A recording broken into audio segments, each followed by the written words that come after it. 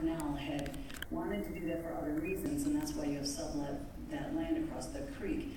But I think when this proposal was presented at your Planning and Economic Development Department meeting on September 2nd of 2015, unfortunately it was voted down, and that was after the very first spill. This could have been a solution for Southwest.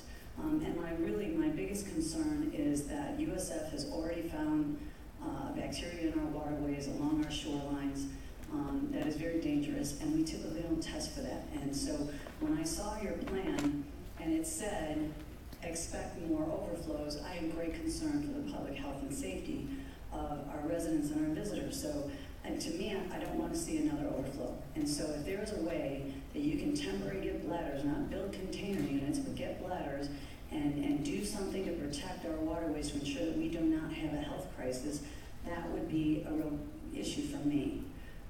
The other thing, and I had RJ go to my car, and what I was talking about, and I know on the picture, these cleanout valves, the fact that they don't have these plugs in them makes a huge difference at 30 gallons. It's as bad as a manhole cover.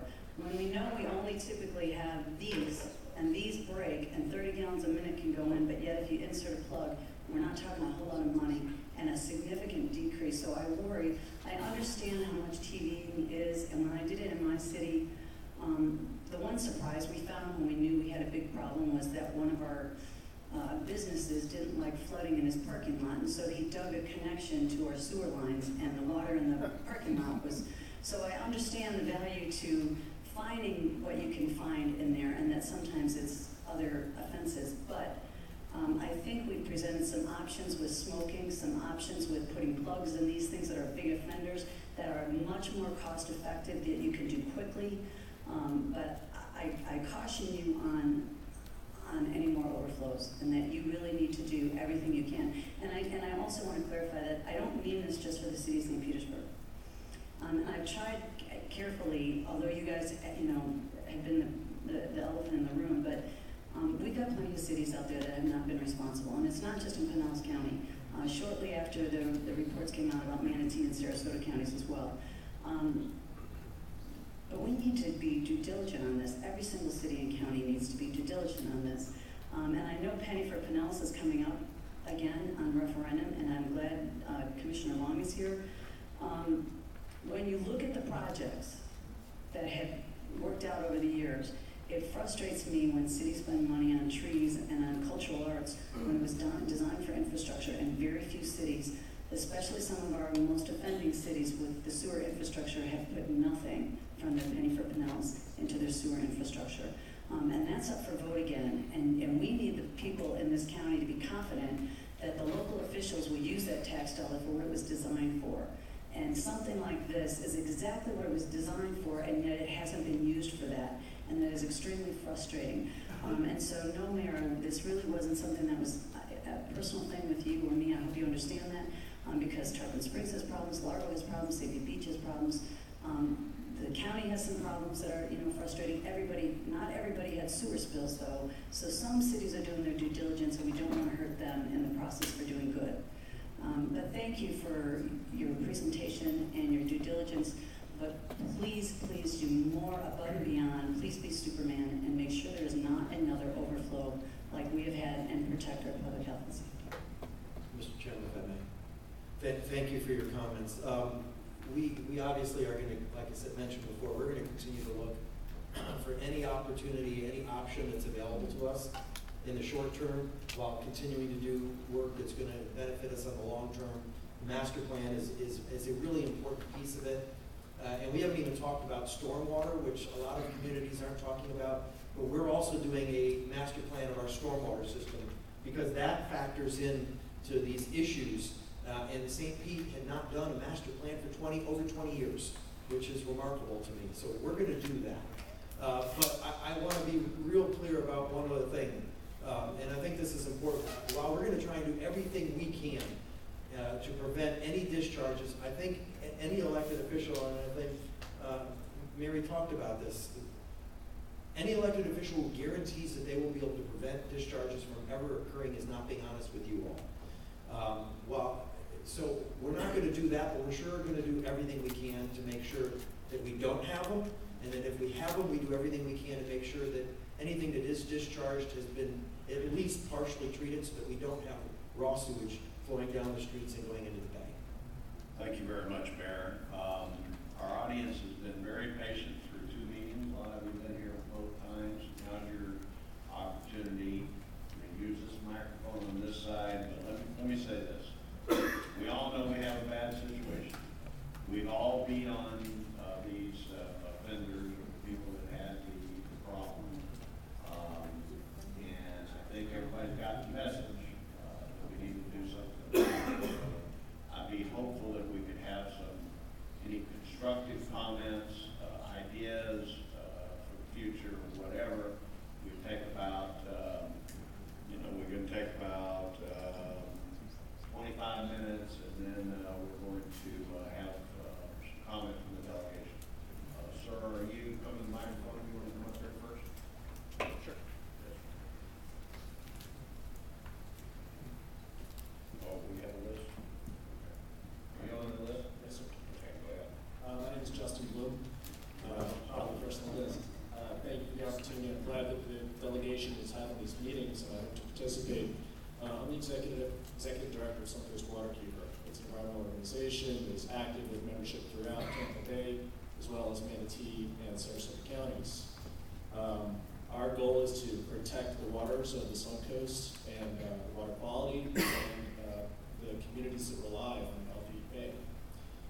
So we're taking a hard look at sewage, and to that end, we've been engaged in this issue. We have filed notices under the Clean Water Act of intent to sue the city of St. Petersburg as well as Gulfport for sewage violations of the Clean Water Act. And we're looking at communities throughout Tampa Bay. The Clean Water Act provides a hard hammer for citizen organizations and for citizens to be engaged in the process and to push for adequate remedies for these sewage violations. Yet at the same time, we hope to be a collaborative player and bring to the table our expertise. Suncoast Waterkeeper is a member of Waterkeeper Alliance, which has waterkeeper programs throughout the country and the world, and we've used the citizen supervisions of the Clean Water Act to address sewage problems like this throughout the country.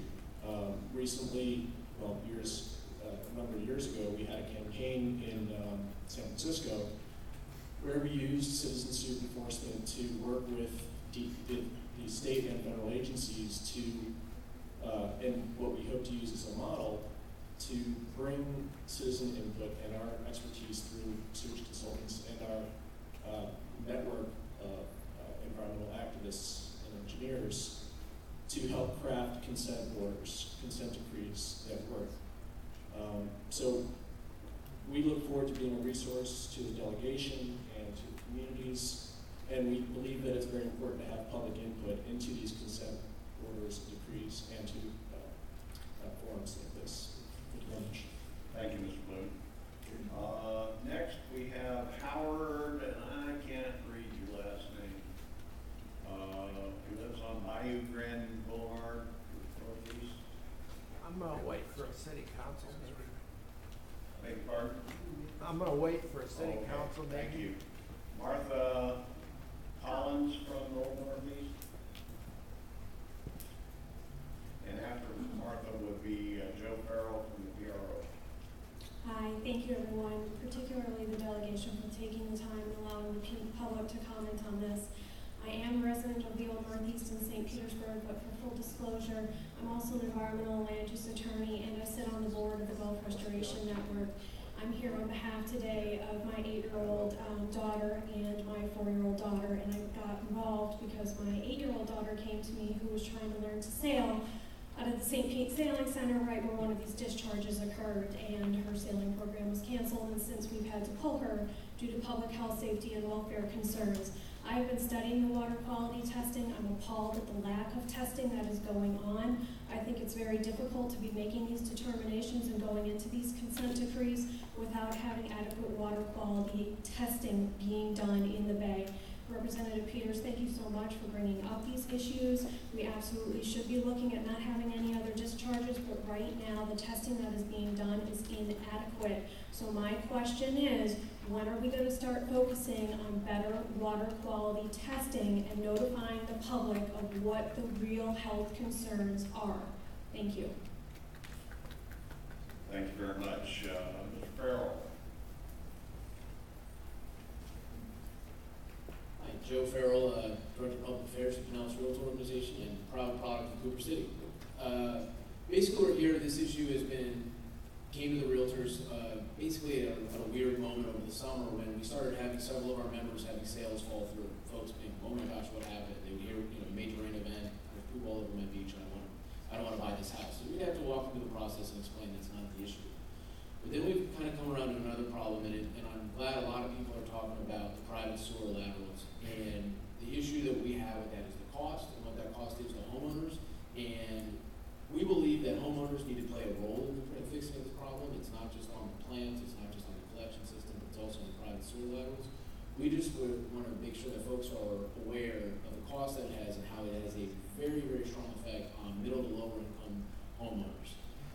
Unfortunately, these costs for private sewer laterals, whether you're $2,000, $3,000, basically if it goes under a driveway, you're looking $5,000 to $6,000. If it goes near a major tree or any kind of major landscaping project, it's around the same price. If it goes under an accessory structure, mother-in-law, the suite, things like that, you're looking at $10,000 to $15,000.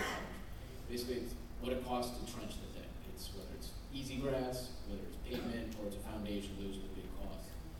And we're very encouraged by certain council members throughout the community, whether it's Councilman Yolanda Roman, Councilman Cornell, the mayor, a lot of folks talking about voluntary programs, rebate programs, and also the professor mentioned assessment program. One thing we'd like to basically warn people about is that there is an assessment program, which is not a bad idea, that it remains subordinate to the loans. If it is superior to the loans, those properties then have issues when it comes to selling those homes, again, resale for people that are going to finance. Mortgage companies, especially mortgage companies that are backed by Fannie Mae and Freddie Mac, which 3/4 of all loans end up with them, will not transact a property that has anything based on property, these kind of things, superior to the loan. It's kind of the similar problem you have with PACE loans. So if you're going to do the assessments, that's fine, just then make sure they are subordinate to the loans, is all we would recommend. Thank you. Thank you, Mr. Farrell. And our last person that put in a sheet, Jay Hardman. I'd like to thank the delegation and thanks for this opportunity. My name is Jay Hardman. I'm a native St. Petersburger, lifelong Pinellas County resident. I live in Clearwater right now. I'm a career archaeologist who has sort of turned my eye to peering into the future now.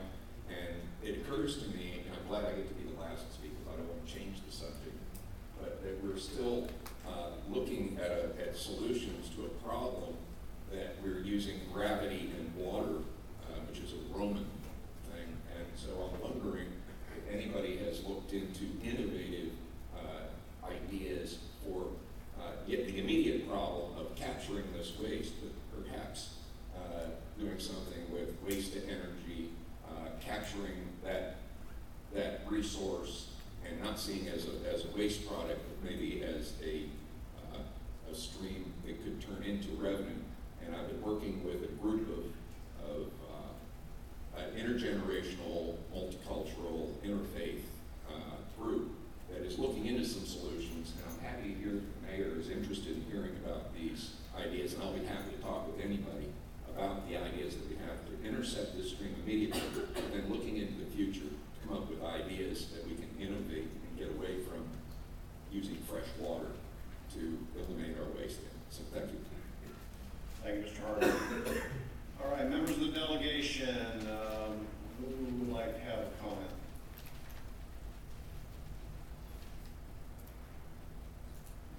Senator Rizzo. Thank you very much, Mr. Chair. And I want to thank everybody for coming out today, particularly the public who commented.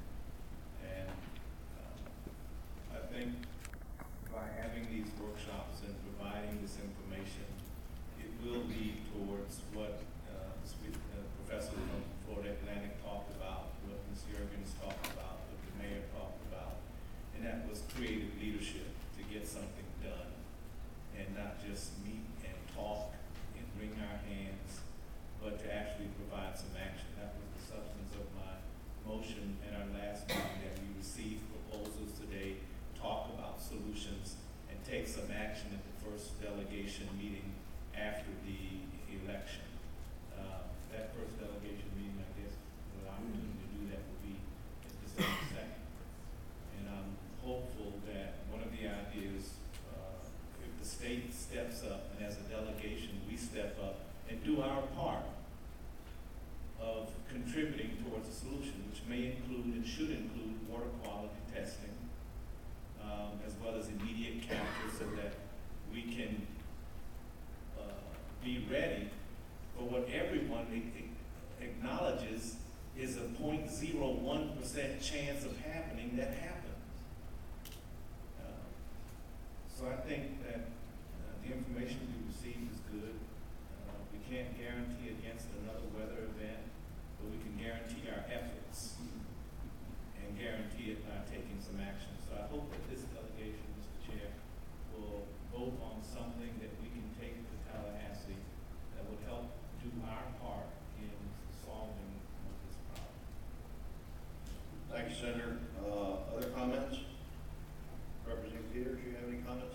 I'm sorry I got my back to you. I don't like this very well. Anybody else have any comments? Well, thank you, Senator. I just want to thank everyone for coming out, and I appreciate the other cities coming out and the county coming out to hear what's being stated, and please make this a priority within your councils and your commissions to make sure that this is number one, top on your list, to ensure the public safety of our citizens and that we have a very strong infrastructure for the future of this county. Thank you so very much. I appreciate it. And anyone else have anything to say? Speak up. I can't see it. All righty. Well, thank you very much for your patience, for being here with us. I think this has been a good learning process, and I'm supportive of Senator Rousson's idea to provide some money for some state assistance for those people that would like to look at their laterals. The governor has proposed a program of dealing with septic tanks, kind of the same concept down along the Indian River Lagoon and in some parts of South Florida. And I think probably our first objective ought to be to look to see if we can hook this in with